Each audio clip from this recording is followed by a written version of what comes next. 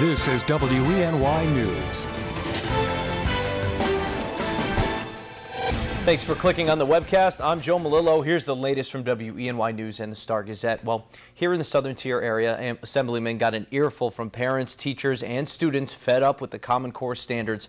Hundreds packed into Corning East High School's cafeteria for a forum on the controversial new standards. Assemblyman Phil Palmisano, Chris Friend, along with Senator Tom O'Mara, were there, along with two assemblymen who serve on the Assembly's Education Committee. They heard over 30 testimonies for almost 4 hours. Certainly there needs to be some addressing of this and not just, just brushed aside and let the state education department just continue to go on without listening to these concerns that are serious and are legitimate, brought up by parents and educators across not only our region but the entire state. Palmisano says he'll be taking those testimonies back to representatives up in Albany for review. And if you live in Tompkins County, I don't have to remind you how scarce broadband internet service is. Now, after years of work, the county is moving forward to increase internet access for neighbors. According to WHCU 870, lawmakers Pat Pryor says installation of infrastructure for high-speed internet service has started in Lansing as a part of a countywide project. A $2 million state grant is being used to fund the broadband project. The town of Caroline lost its portion of the grant money, so leaders are looking for funding from other sources. Pryor says she's hopeful Caroline will be able to secure funding by the end of next year. And a new virus is spreading very quickly in the canine community, and it's making dogs deathly ill across the United States. The new virus, named circovirus, first was found in pigs and birds.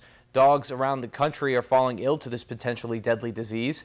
Owners should look out for signs of severe depression, vomiting, and diarrhea, and not wanting to eat. Experts say between dogs, it's highly contagious and is likely to spread through kennels or dog parks.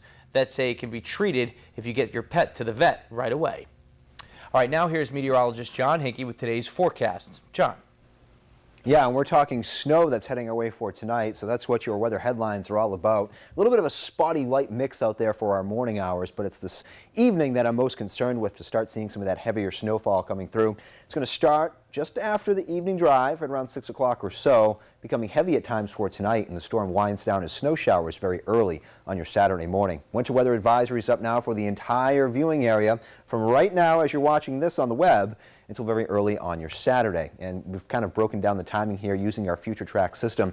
For this morning, we're in a bit of a lull. Outside of a little spotty light mix, it's actually pretty dry and just cloudy and cooling off as cooler air continues to filter in on a northwesterly wind. So even at noontime here, we're okay, but we'll pause things for you there at 6. You can see that on your timestamp, which you can always follow along with. Here comes some of that snow, and it's going to fall moderate to at times even heavy as we get a pretty good slug of moisture coming up from the south, running into colder air, running in from the north. So that battleground between the two, we always talk about that, creating some of that snowfall. You can see it even continues until about 10, fairly moderately still. But after about midnight, we're going to start to wind things down, taper it off to a couple of snow showers as we look ahead towards your very early Saturday morning. And the rest of Saturday, Sunday too, looking dry but much cooler. It's going to be cold for sparkle on Saturday night. Temperatures for that only around 20 degrees or so. So bundle up if you're headed there. Here's your snowfall map. Widespread 2 to 4 inches, but some isolated 5 to as much as 6-inch amounts will be found across the higher hills, particularly in the northern tier and extreme southern tier. First warning 7-day forecast, temperatures staying cool this weekend. Another mixed event heading our way Sunday night into Monday, and then just staying cold thereafter. That's your forecast. Here's Joe. All right, thanks, John. For the latest news, weather, and sports, be sure to watch WENY News at 5:36, 11, and we also have our noon show. Don't forget to pick up a copy of today's Star-Gazette. I'm Joe Malillo. Have a great weekend, everybody. We'll see you on Monday.